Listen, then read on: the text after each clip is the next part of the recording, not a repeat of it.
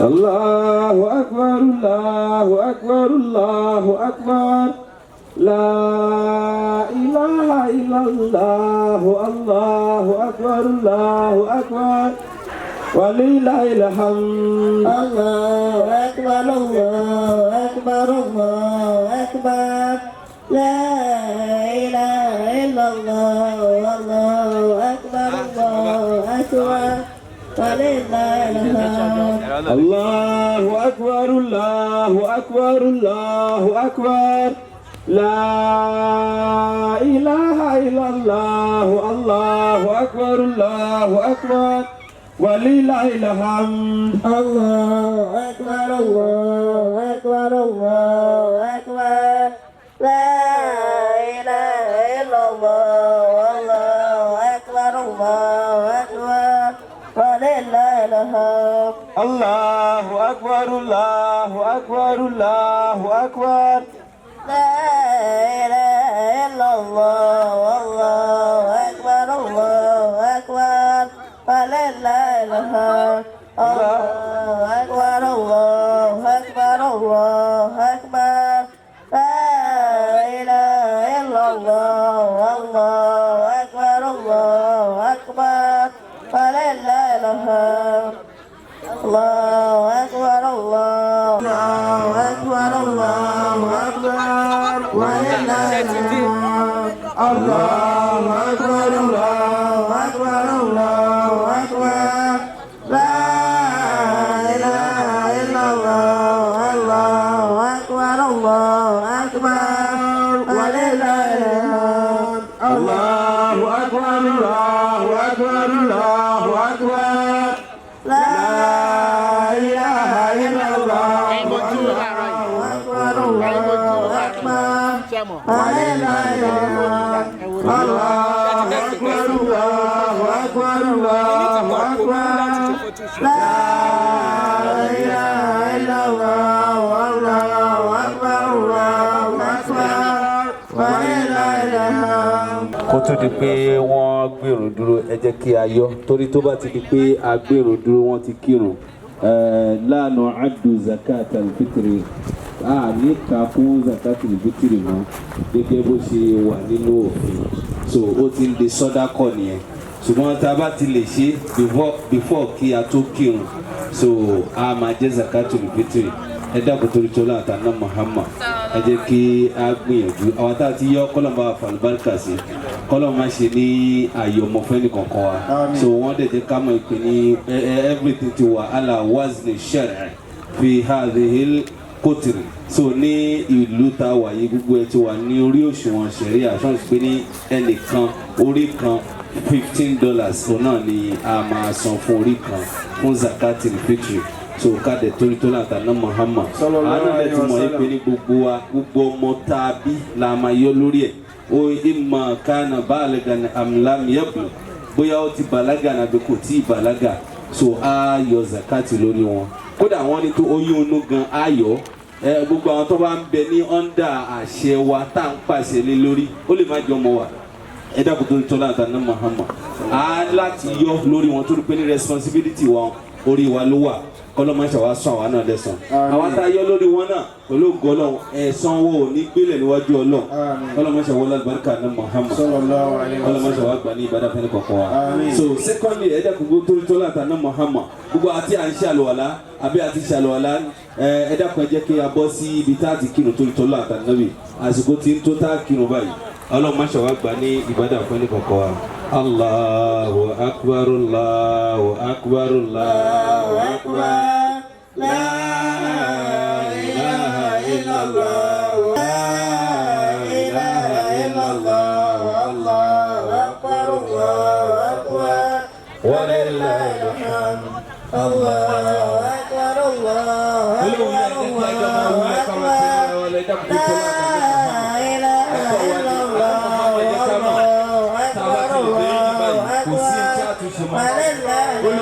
àwọn tẹ̀sílẹ̀ yẹn náà ní àmà wí fún ọlọ́run kọ́lọ́mù sọ wá gba ní ìbádà tó ní kọ̀ọ̀kan wa so moment tá a jókòó tá a rí títí ká kí òun yẹn àmà wí gbólóhùn yẹn náà ni kọ́lọ́mù sọ wá fọ̀ wọn mọ́ ọba tó ti mọ́ lọ́lọ́run àwọn ọ̀tọ́ yẹn ti fọ́ mọ́ ṣùgbọ́n ká fọ́ra wọn mọ́ níwájú ọlọ́run kó gba ní ìbádà fún wa.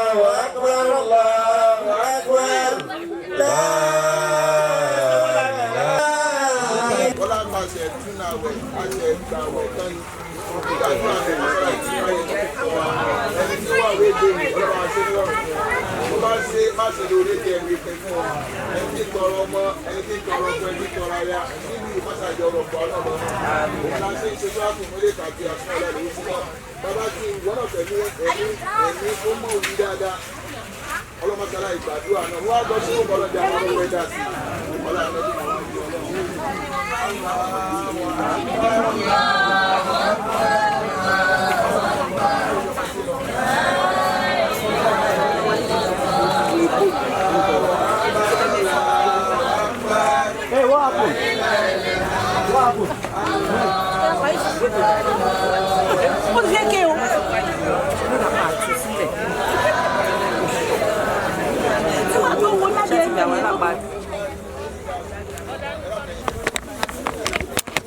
Àkókò ẹsẹ̀ wa kí a fi ẹ̀gbẹ́kẹ̀gbẹ́ ká máa gba àṣetánì láti láàrin wa ọlọ́run àgbàgbà oníbàárà fún wa.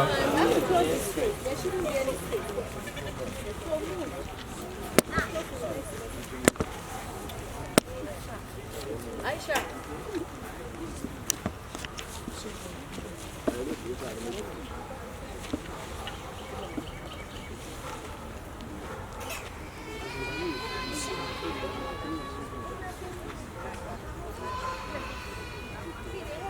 Allahu Akbar. Allahu Akbar.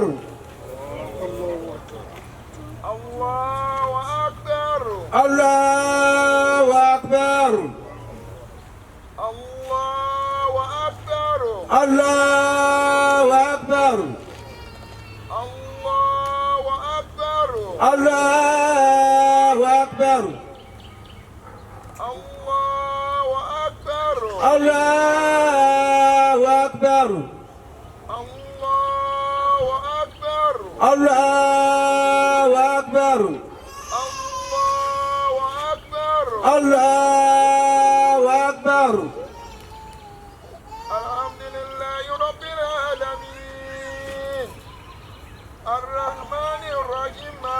يوم الدين إياك نعبد وإياك نستعين اهدنا صراط المستقيم صراط الذين أنعمت عليهم غير المغضوب عليهم ولا الضالين آمين. تبارك الذي بيده الملك وهو على كل شيء قدير الذي خلق الموت والحياة ليبلوكم أيكم أحسن عملا وهو العزيز الغفور الذي خلق سبع سماوات طباقا ما ترى في خلق الرحمن من تفاوت فارجع البصر هل ترى من فتور ثم ارجع البصر كرتين ينقلب إليك البصر كاسيا وهو حسير ولقد زينا السماء الدنيا بمصابيح وجعلنا رجوما للشياطين واعتدنا لهم عذاب سعير وللذين كفروا بربهم عذاب جهنم وبئس المصير إذا ألقوا فيها سمعوا لها شيئا وهي تمور تكاد تميز من الغيظ كلما ألقي فيها فوج سألهم خزنتها ولم يأتكم نذير قالوا بلى قد جاءنا النذير وكذبنا وقلنا ما نزل الله من شيء أنتم إلا في ضلال كبير وقالوا لو كنا نسمع ونأكل ما كنا في أصحاب السعير فانطرفوا بذنبهم فسوقا لأصحاب السعير إن الذين يخشون ربهم بالغيب لهم مغفرة وأجر كبير إنما أمر إذا وسروا قولكم أو اجهروا بالنوالم بذات الصدور ألا يعلم من خلق وهو اللطيف الكبير الله أكبر الله أكبر.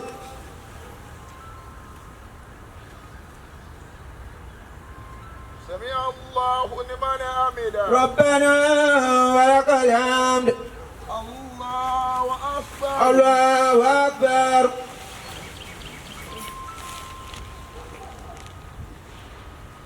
الله أكبر الله أكبر.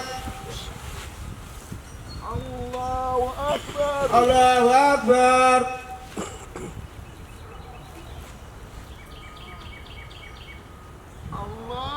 الله أكبر الله أكبر. الله أكبر الله أكبر. الله أكبر الله أكبر. الله أكبر الله أكبر. الله أكبر الله أكبر. الله أكبر الله أكبر.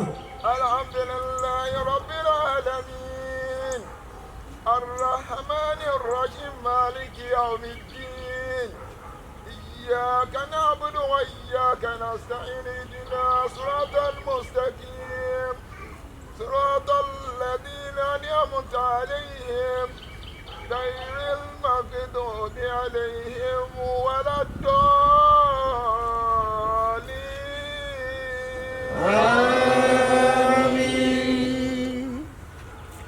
والسماء والطارق وما أدراك ما الطارق النجم ساكب كل نفس لما عليها حافظ فلينظر الإنسان مما خلق من ماء دافق يخرج من بين الصلب والترائب إنه على رجعه لقادر يوم تبلى سراير فمن له من قوة ولا نصير والسماء ذات الرجع والأرض ذات الصدع إنه لقول فصل وما هو بالأصل إنه يكيدون كيدا وأكيد كيدا فمهل للكافرين أمهلهم رويدا الذين قال لهم الناس إن الناس قد جمعوا لكم فكشوا فزادهم إيمانا فقالوا حسبنا الله ونعم الوكيل فانقلبوا بنعمة من الله وفضل فلم يمسسهم سوء واتبعوا رضوان الله والله ذو الفضل عظيم سبحان ربك رب العزة عما يصفون وسلام على المرسلين والحمد لله رب العالمين. الله أكبر. الله أكبر. سمع الله لمن حمده. ربنا ولك الحمد. الله أكبر. الله أكبر. الله أكبر. الله أكبر. الله أكبر. الله أكبر.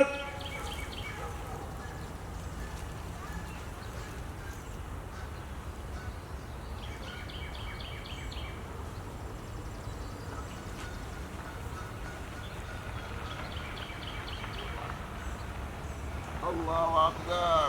الله أكبر.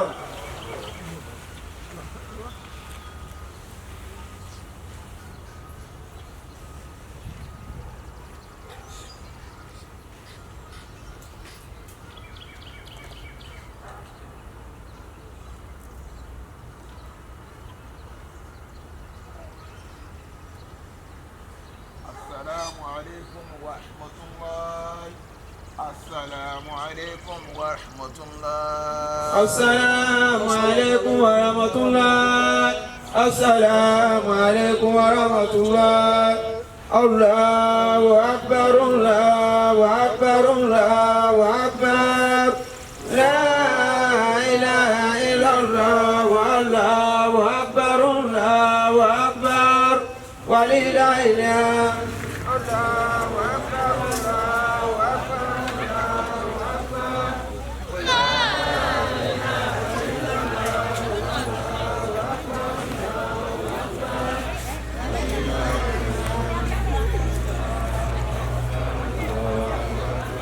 الله أكبر. لا إله إلا الله. الله أكبر. الله أكبر ولله الحمد.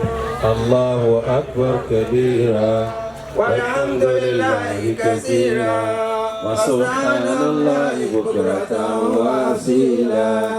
لا إله إلا الله وحده أنجز وعدا ونصر عبدا وعز جودا وهزم من أحزاب وعدا. لا إله إلا الله ولا نعبد إلا إياه مخلصين له الدين ولو كره الكافرون. اللهم صل على سيدنا محمد وعلى آل سيدنا محمد وعلى أصحاب سيدنا محمد وعلى أنصار سيدنا محمد وعلى أزواج سيدنا محمد وعلى ذرية سيدنا محمد وسلم تسليما كثيرا كثيرا. فاتحة. بسم الله الرحمن الرحيم. الحمد لله رب العالمين الرحمن الرحيم مالك إياك نعبد وإياك نستعين اهدنا الصراط المستقيم صراط الذين أنعمت عليهم غير المغضوب عليهم ولا الضالين. آمين. الله أكبر. Ọlọ́run fi tóbi jùlọ. الله أكبر. Ọlọ́run bá ló ń tóbi tẹ́nìkan ò ní tóbi tó tẹ́ àsì ní rírú ẹ̀ mọ́. كل الله أكبر. Gbogbo ẹja sọ pé Allahu Akbar. Ọlọ́run ló ń tóbi jùlọ lórílẹ̀ àti ní sámà. الله أكبر كبيرا. Ọlọ́run bá yìí náà ló fi ń tóbi tẹ́ àrí tó tóbi tó. والحمد لله كثيرا. Ọpẹ́ gbogbo ẹ̀yìn pátápátá tọ́lọ́run bá náà ni. الحمد لله نعمده ونشكره ونستعينه ونعوذ بالله من شرور أنفسنا ومن سيئات أعمالنا. ọlọ́run ọba yìí náà ọba náà tá a dúpẹ́ fún ọpẹ́ yìí adarí ẹ̀ sọ́dọ̀ ọlọ́run ọba látara ìpè ní òun náà ni à ń wàṣọ kúrò níbẹ̀ lọ́dọ̀ èṣù kó má rí wa mú tó bá di pé ní a fẹ́ wá ìrànjẹ a fẹ́ wá ìrànlọ́wọ́ ọ̀dọ̀ ọlọ́run ọba yìí náà láwọ̀ lọ láyé àti láti kíámọ̀ lórí ọmọ lórí ọkọ lórí bùkátà ara wa ọba yìí náà láwọ̀ lọ àwọn wá ìṣọ́ kúrò lọ́dọ̀ ọlọ́run kúrò lọ́dọ̀ èṣù níbi aburú tí máa ń tẹ̀mí wa ìpè ní ṣe aburú tó bá ti ṣe kò sẹ́ni tó bí ọ lágbà ìmọ̀ ìpè ní ẹni tó bí ń bẹ tó bí láyé tó sì bí lálẹ́ kíámọ̀ a sì wá ìṣọ́ kúrò níbi aburú ẹ̀mí wa àti gbogbo ìbàjẹ́ tí ń tẹ̀mí jáde. من يهده الله فلا مضل له ومن يضلل فلا هادي له. gbogbo ẹni tọ́lọ́ ń bá bá ti fọ́nà mọ̀ láyé tọ́pá pé ní mo rọ ọ̀nà ìmọ̀nà mọ́ mo ti fi mọ̀nà kò sí ẹ̀dá náà láyé tí ó ṣì lọ́nà gbogbo ẹni tọ́lọ́ ń bá sọ pé ní rárá mi ìfẹ́ kó mọ̀nà ò ní gbọ́n tí ń jẹ́ tọ́lọ́ á di ojú ẹ̀ á di ọkàn ẹ̀ kò ní nímọ̀ kò ní ráyè mọ̀tọ́ ọlọ́run kò sí sẹ́ni tó lè fọ̀nà mọ́. ونشهد أن لا إله إلا الله وحده لا شريك له ونشهد أن سيدنا وحبيبنا وصفينا محمدا صلى الله عليه وسلم وعلى آله وصحبه ومن سلك سنته إلى يوم الدين. náà bákan náà a ṣe ajẹ́rìí pé ní kò sọ́ba kan àfọlọ́hún a ti jẹ́rìí pé ní àná Muhammad kìí ṣe ọlọ́run kìí ṣe ọmọ ọlọ́run ẹrú sí ọlọ́run bá ní òjíṣẹ́ ọlọ́run bá sì ní pẹ̀lú àwa jẹ́rìí pé ní ọba yìí náà ọba àkànṣe ni tó jẹ́ sí pé ní he has no partner a lè fi akẹgbẹ́ wí fún ọlọ́run kò sí ẹni tí ń tó ọlọ́run àbí kó pé ní kó wà lẹ́gbẹ̀ẹ́ tí ń jíṣẹ́ fún rárá kò sẹ́ni tó dàbí ọlọ́run ọba yìí bákan náà a dúpẹ́ a ti ṣe ìkẹ́ ìgẹ̀ fún anabiwa Muhammad sallallahu alayhi wa sallam torí pé ní anabi òun náà láṣíwájú wa ọ̀rẹ́ wa ni àyò ọlọ́run ọba ni òun náà lámúlọ̀rẹ̀ ìkẹ́ ọlọ́run ọ̀là ọlọ́run kó máa bá àná Muhammad àti gbogbo àwọn ará ilé àná Muhammad àti gbogbo àwọn sọ̀hábà àná Muhammad àti gbogbo ẹni tó bá ń rìn lójú ọ̀nà nábì àti súnà nábì títí di ijọ́ tó jásí pé ní gbogbo àpàdé ọlọ́run ọba. يا أيها الذين آمنوا قولوا قولا سديدا يصلح لكم أعمالكم ويغفر لكم ذنوبكم ومن يطع الله ورسوله فقد فاز فوزا عظيما. naam wọ́n ní àpè gbogbo àwa tá a nígbàgbọ́ sọ́lọ́run táwọn ẹ̀pẹ́ ní líkọ̀rọ̀ wọ ọlọ́run báyìí náà ni táwọn ẹ̀pẹ́ ní gbangba wa Allah náà ni gbogbo tá à ń ṣe àwọn ìkóró náà ló jẹ́ kó máa ṣe é ṣe tá a nígbàgbọ́ sọ́lọ́run bá náà ọlọ́run bá ń sọ fún wa náà lọ Kùránì pé ní gbogbo yín pátápátá ẹ sọ̀rọ̀ rẹ lẹ́nu ẹ hùwà rẹ lẹ́yìn nínú ayé ẹ rìnrìn rẹ ẹ má rìnrìn dọ̀tí ẹ má sọ̀rọ̀ dọ̀tí ẹ má sọ̀rọ̀ ìbànújẹ́ ẹ má sọ̀rọ̀ tí ó gba ẹlòmíì nínú jẹ́ tó jẹ́ sí pé ní kò ní tán láyà tálíkì ẹ mọ̀ fìdé ẹ má sọ sí ẹ má dẹ̀ hùwà bàjẹ́ lórílẹ̀ tẹ́bá ṣe wá ṣe bẹ́ẹ̀ ẹ máa jèrè lérè kan tó já sí pé ní èrè kan tẹ́ nígbàgbé láyé àti lálìkí á máa sọ yín lẹ́sàn bẹ́ẹ̀. أعمالكم ويغفر لكم ذنوبكم ومن يطع الله ورسوله فقد فاز فوزا عظيما. náà iṣẹ́ yìí ọ̀rọ̀ dáadáa ta ní ká sọ yìí ta ní ká sọ kí gbogbo asọ́kọ̀kùnrin sọ kóbìnrin sọ yìí ọ̀rọ̀ dáadáa yìí àti iṣẹ́ dáadáa yìí yóò máa túnṣe wa ṣe níwájú ọlọ́run tó bá kú díẹ̀ káàtó òun náà ni ó máa wá túnṣe wa ṣe níwájú ọlọ́run gbogbo ẹni tó bá sì tẹ̀lé tọ́lọ́run tó tẹ̀lé àná Muhammad ọdún ẹni bẹ́ẹ̀ ó ti jèrè láyé àti lálìkí àmọ̀ tẹ́nìkan ò lè sán nírú àyàfọ́ lọ́wọ́n ọba náà tá à ń bẹ̀rù ẹ̀. إن هذا اليوم يوم الشكر لله تعالى على نعمته صيامي. náà ọlọ́run ọba náà dájúdájú adúpẹ́ ọjọ́ ìní ọjọ́ ọpẹ́ ni fún ọlọ́run ọjọ́ ìní ọjọ́ ìdùnnú ni ọjọ́ ìní ọjọ́ ìfọlá fún ọlọ́run pé ní ọlọ́run bá ó ṣe tá a fi ń dúpẹ́ lórí gbogbo ohun tọ́lọ́run bá ṣe fún wa nídẹ̀ra àti pé ní ìdẹ̀ra àti ìfọ̀kànbalẹ̀ tó ṣe fún wa tá a fi ráàwẹ̀ ọgbọ̀n náà gbà pé nírọ̀rùn ọpẹ́ ni fún ọlọ́run bá àmúyẹ ń tájọ́ bẹ̀rẹ̀ tí wọ́n parí ẹ̀. يقول الله تعالى لتكبروا الله على ما هداكم ولعلكم تشكرون. náà ọlọ́run bá ń sọ náà Kùránì ó sọ irú ọjọ́ ìní báyìí ní máa ń sọ fún àná Muhammad sọ fún àwọn àdìwúmọ̀ rẹ ìpè ní gbogbo yín pátápátá ń ta ṣe fún yín ọ̀nà ọmọ la fi mọ̀ yín yìí bákan náà tá a bá fọ̀nà mọ̀ yín tẹ bá wá jásí pé ní ẹ wá mọ̀nà yẹn náà látara ìmọ̀nà àwọn ọlọ́run bá ìpè ní àwọn ọlọ́run bá ṣe kí ni ẹ máa padà dúpẹ́ fọlọ́run bá lórí ẹ̀ ó yẹ kẹ́ máa dúpẹ́ ní gbogbo ìgbà ní. قال رسول الله صلى الله عليه وسلم واعلموا أن لكل قوم عيدا وهذا عيدنا. náà anabuwa Muhammad sallallahu ẹ̀dá kan jẹ́ yorùbá àná Muhammad anabi ń sọ fún wa náà rẹ̀ oníyebíye ní pé ní gbogbo yín pátápátá ẹ lọ́mọ ìgbé ní dájúdájú gbogbo ìjọ kọ̀ọ̀kan gbogbo ẹ̀sìn kankan gbogbo èèyàn kankan bó ṣe ń bẹ láyé bẹ́ẹ̀ náà ni wọ́n ní ọdún tiwọn tí wọ́n máa ń ṣe ṣùgbọ́n ọdún tàwa tá à ń ṣe òun náà ni ọdún tèmi yìí tá à ń ṣe tá a fi ń túnú àwẹ̀. ọ̀kọ́lá àlìsọ́yìnì fọ̀rẹ̀tẹ́ni fọ̀rẹ̀tún ìndà fìtìrìyí wà fọ̀rẹ̀tún ìndà lìkọ́ ìrọ̀bì. Allah ẹ dẹ́kun jẹ́ agbọ́dọ̀ àwọn bá tóbi lẹ́ẹ̀kan náà. Ànábì wa jẹ́ ká mọ̀ ó tún tẹ̀síwájú ó sọ pé ní ń bẹ fún gbogbo ẹni tó bá gbààwẹ̀ láyé ìdùnnú méjì ó ń bẹ fún wọn tó jẹ́ sí pé ní ìbànújẹ́ ò nílò papọ̀ mọ́. àkọ́kọ́ òun náà ni ìjọ tí mùsùlùmí bá ń ṣinú bá ṣe ń ṣinú lẹ́nu bí wọ́n ṣe ń dùn yìí ìpínlẹ̀ ẹ̀mí wa la oṣù yìí já 30 ọjọ́ àìmọye òjò ló ti rọ̀ tílẹ̀ ti fi mu tẹ́lẹ̀ kò sí níbi ọlọ́run wọn sì ní padà wá sáyé mọ́ ọba tó wá ṣe wa kù láyé lẹ́nìí táwa náà tá a ṣì wà láyé tá a tún pẹ̀lẹ́ ẹni tó forí kọlẹ̀ fọlọ́run ba lọ́jọ́ ìní yìí ìdùnnú kan nù ìdùnnú kejì tí ó máa bẹ fún yàn a nírí yẹn láyé ó di dọ́gbẹ̀rẹ̀ àlìkíámọ̀ kónúkẹ́lu kó tó rí kọ́lọ́n kàwá kó àwọn ẹni tí ó rí ìdùnnú náà ní dọ́gbẹ̀rẹ̀ àlìkíámọ̀ òun náà ní dọ́ta bá pàdé ọlọ́run tá a rí ọlọ́run bá sojú báyìí ìdùnnú ńlá ni tí ò ní kúrò lára ẹ̀rẹ́ nìkankan láyéláyé ọlọ́run jẹ́ tiwa.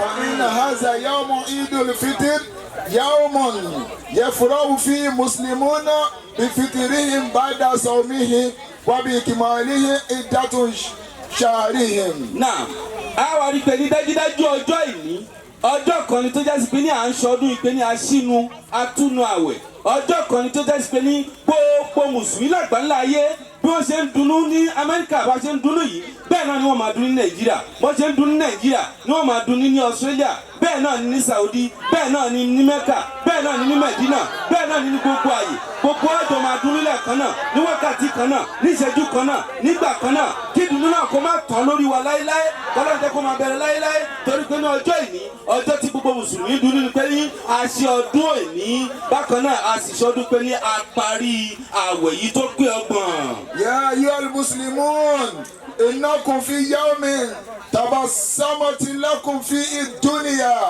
أرضها وسماؤها شمسها وضياؤها صمت لله 30 يوما وقمت لله 30 ليلة.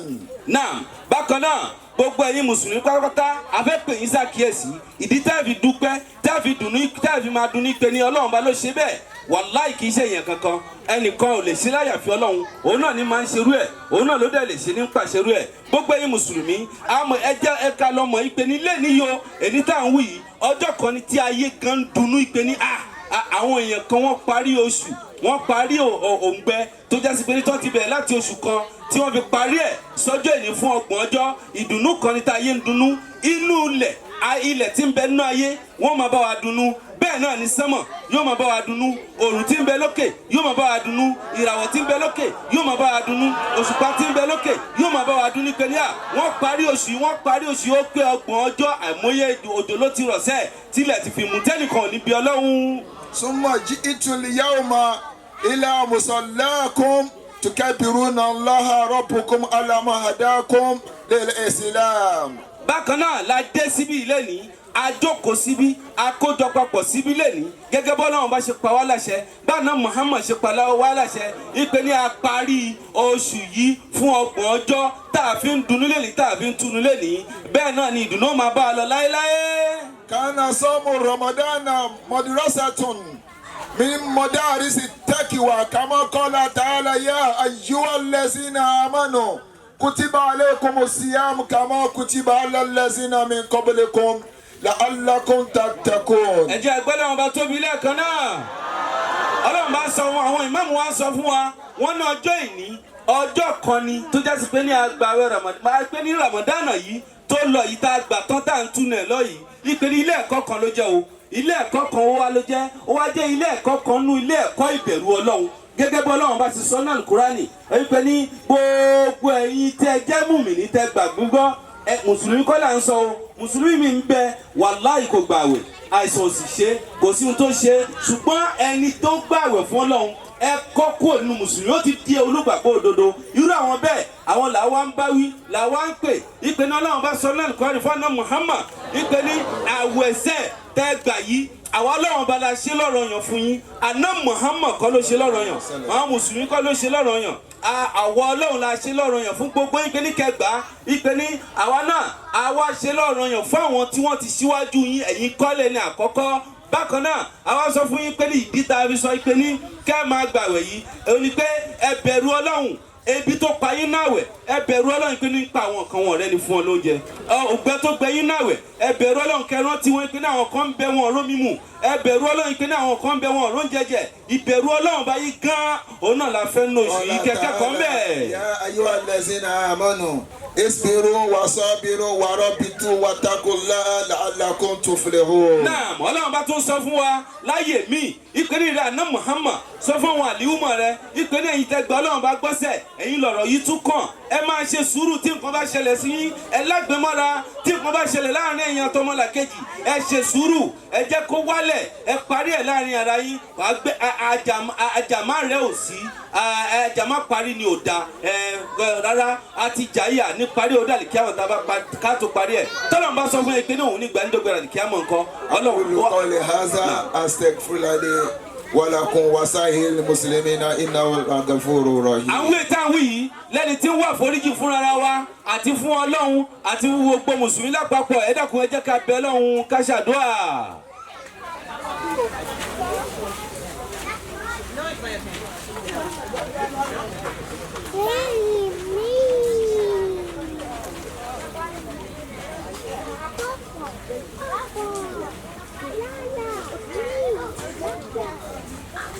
Allahu akbar. Ọlọ́run bá ló fi tóbi jù láyé. Allahu akbar. Ọlọ́run bá ló tóbi jù gbogbo tó tóbi jù láyé lọ́run. Allahu akbar. Ọlọ́run bá yìí tóbi gan ajá gbé tóbi. La ilaha illallah. Kò sí ọba kan.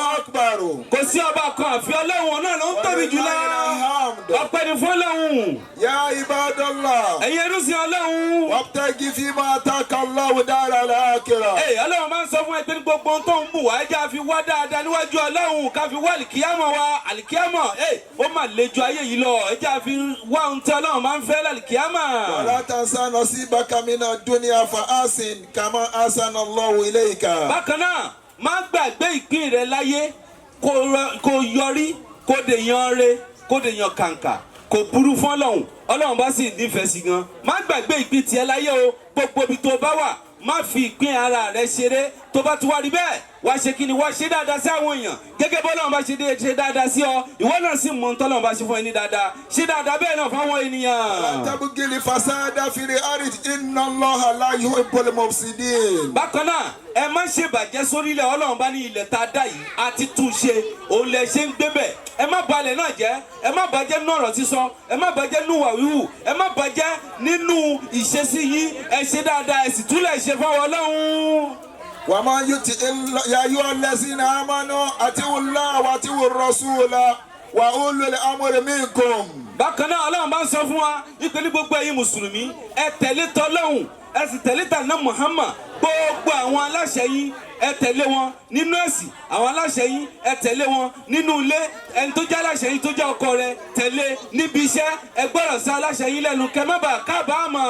ومن يطع الله ورسوله فقد فاز فوزا عظيما. torí pé ní gbogbo ẹni tó bá tẹ̀lé Ọlọ́run tó tẹ̀lé Ànábì Muhammad tó sì tẹ̀lé gbogbo àwọn aláṣẹ rẹ̀ irú ẹni bẹ́ẹ̀ yóò jèrè láyé yóò sì jèrè tó ga níbẹ̀ gbọdọ̀ àlìkíyámà. اللهم صل على محمد وعلى آل محمد كما صليت على إبراهيم وعلى آل إبراهيم إنك حميد مجيد وبارك على محمد وعلى آل محمد كما باركت على إبراهيم وعلى آل إبراهيم إنك حميد مجيد. ìkẹ́ Ọlọ́run kó máa bá Ànábì Muhammad ìkẹ́ náà kó máa mọ lórí Ànábì Muhammad nìkan kó máa bá gbogbo àwọn sàhábà Ànábì àwọn aráalé Ànábì àwọn ìyàwó Ànábì àti gbogbo àwọn òjíṣẹ́ Ọlọ́run náà pátápátá kó máa bá wọn gẹ́gẹ́ bó ṣe ṣe kẹ́ àtìgẹ̀ fún Adéwálé Ànábì wa Muhammad kó ṣe kẹ́ ìgẹ̀ àjẹ̀ fún gẹ́gẹ́ bó ṣe ṣe fún Ànábì wa Ibrahim bákan náà bá a ṣe àpọ́nlé fún Ànábì wa Muhammad gẹ́gẹ́ bó ṣe ṣe fún Ànábì wa Ibrahim àti gbogbo àwọn Ọlọ́run torí pé ìwọ Ọlọ́run bá ní ọba ńlá ọba ẹlẹ́yìn ní Ọlọ́run. قال النبي صلى الله عليه وسلم من صام رمضان ثم أتبعه ستة من الشوال kana kasiyami dahar. náà anabuwa Muhammad tún tawájú o ó ní pé ní àti gba Ramadan ó ti lọ àti ṣètọ́dún yìí ó ti lọ kọ́lọ́ máa ṣe láti mọ fẹ́ni kankan wa ṣùgbọ́n àwẹ̀ mẹ́fà kan ń bẹ lẹ́yìn Ramadan tó ń jẹ́ sítú Shawwal mẹ́fà nù Shawwal oṣù tá a mú ní èní yìí òun náà ní pé ní ká gbà á gbogbo ẹni tó bá gbà á ànábì pé ní Ọlọ́run bá kọ́ ọ́ lẹ̀ fún pé ní bó ṣe tètè jáde ní Ramadan yìí ó tún gba mẹ́fà nù oṣù tó tẹ̀lé á kà kún pé ní bí ìgbà tó gba àwẹ̀ fún gbogbo ọjọ́ ayé rẹ ni.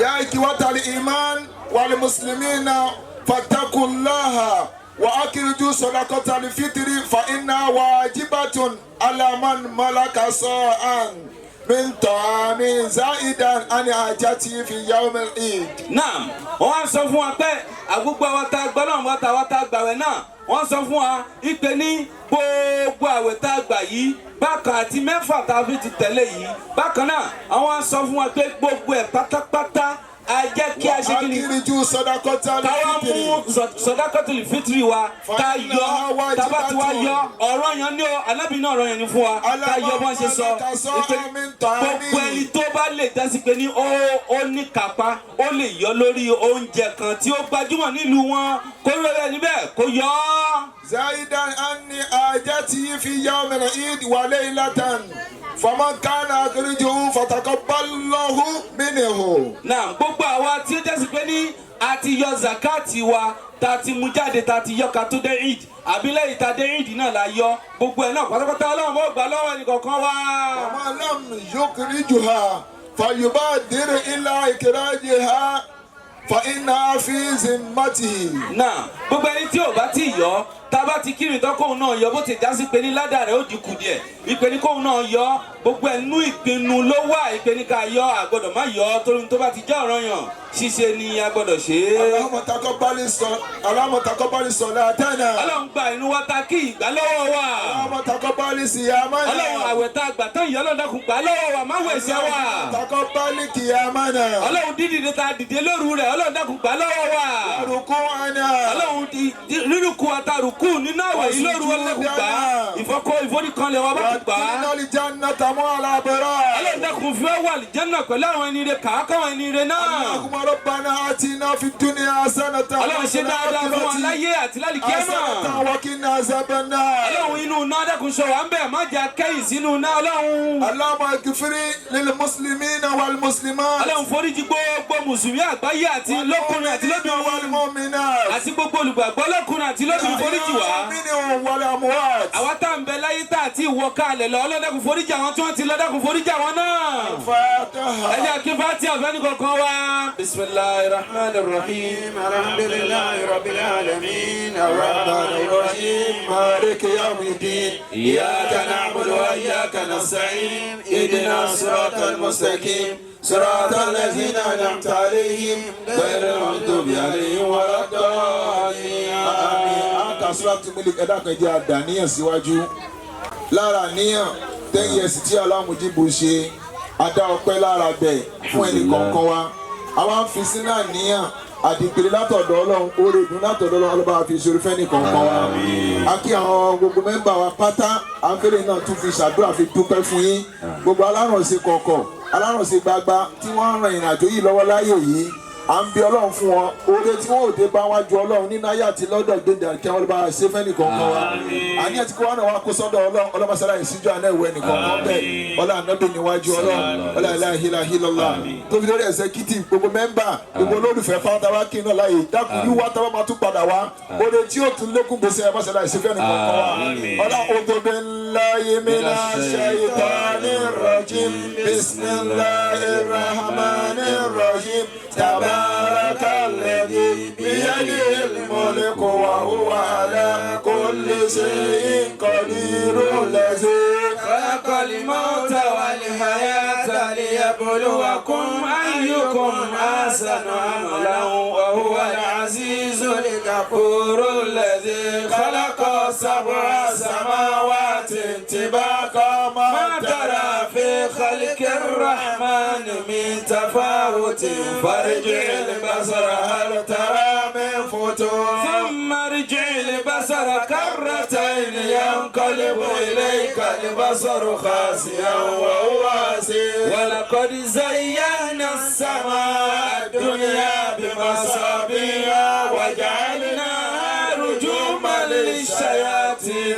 وأعتدنا لهم عذاب السعير وللذين كفروا بربهم عذاب جهنم وبئس المصير إذا ألقوا فيها سمعوا لها شهيقا وهي تفور تكاد تميز من الغيظ كلما ألقي فيها فوج سألهم خزنتها ألم يأتكم نذير قالوا بلى قد جاءنا نذير فكذبنا وقلنا ما نزل الله من شيء إن أنتم إلا في ضلال كبير وقالوا لو كنا نسمع أو نعقل ما كنا في أصحاب السعير فاعترفوا بذنبهم فسوق لأصحاب السعير إن الذين يخشون ربهم بالغيب لهم مغفرة وأجر كبير وأسروا قولكم أو اجهروا به إنه عليم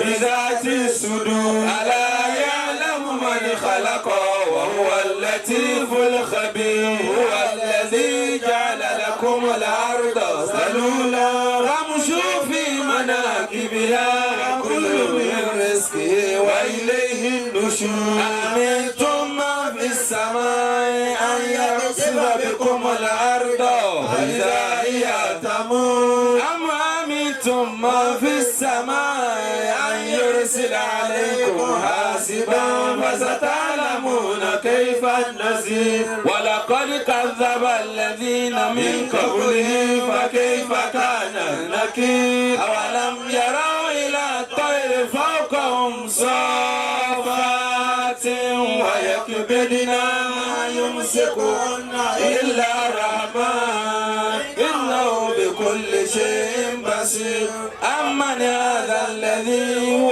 جند لكم ينصركم من دون الرحمن إن الكافرون إلا في غرور أمن هذا الذي يرزقكم إن أمسك رزقه بل لجوا في عتو ونفور أفمن يمشي مكبا على وجهه أهدى أمن يمشي سويا على صراط مستقيم هو الذي أنشأكم وجعل لكم السمع والأبصار والأفئدة قليلا ما تشكرون قل هو الذي يراكم في الأرض وإليه ترجعون ويقولون متى هذا الوعد إن كنتم صادقين قل إنما العلم عند الله وإنما أنا نذير مبين فلما رأوا زلفة سيئت وجوه الذين كفروا وقيل هذا الذي كنتم به تدعون قل أرأيتم إن أهلكني الله ومن يهب رحيمنا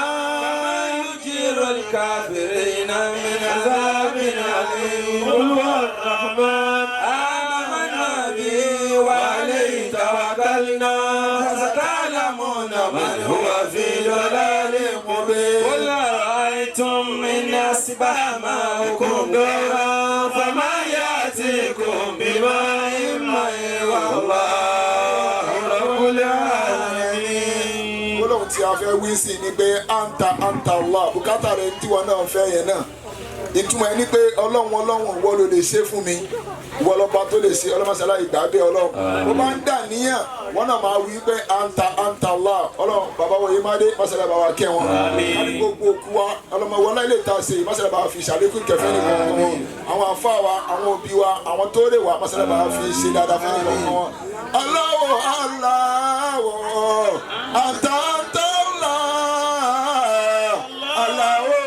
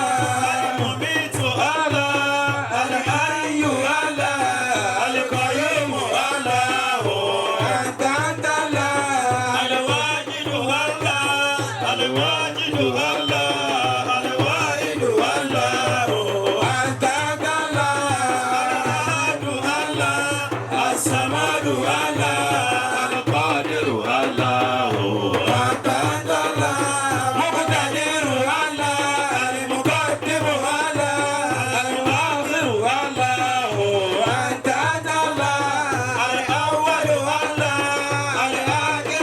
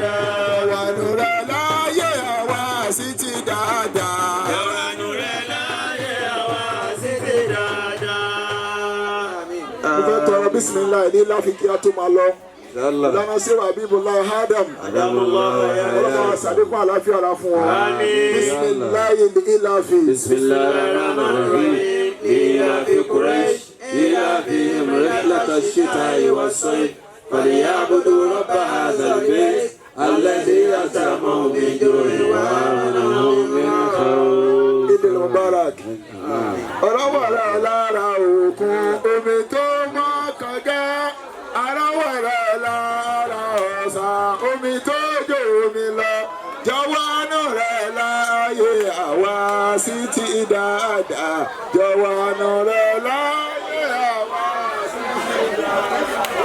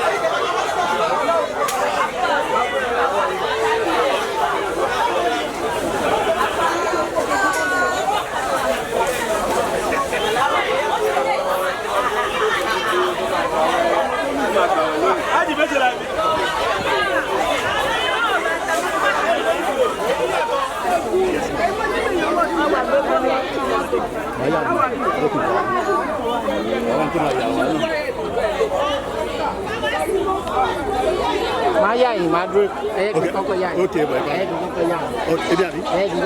Okay. Taking your passport. Àlàáfíà wà Naija. Wow. Ṣé ti rí mà mo ti ń wò lọ? Wà Naija.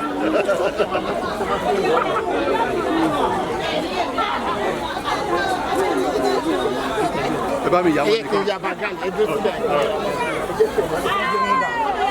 Lọ́nà ẹ̀yìn àti ọ̀kẹ́.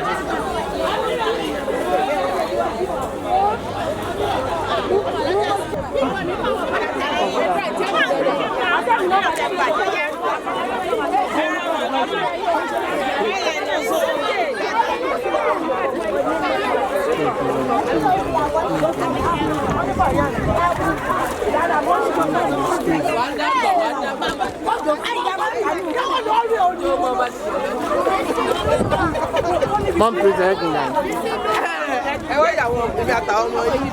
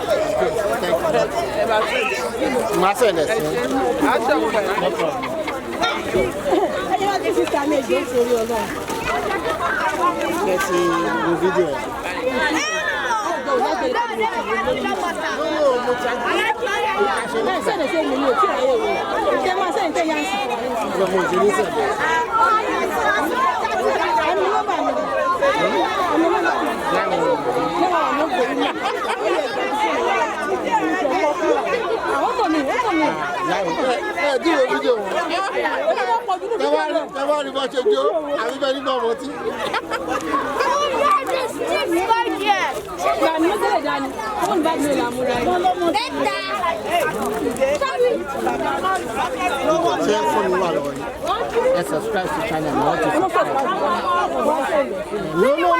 Subscribe to me. That number.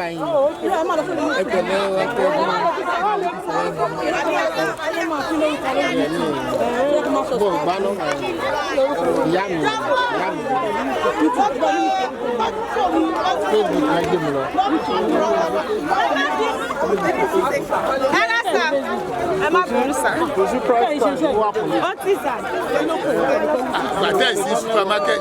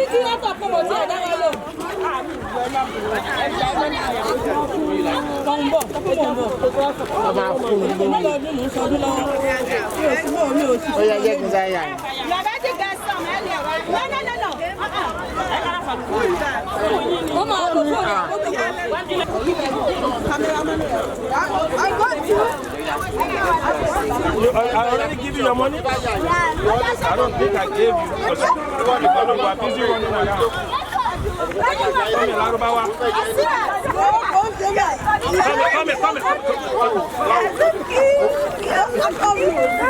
Look, I'm straight to me.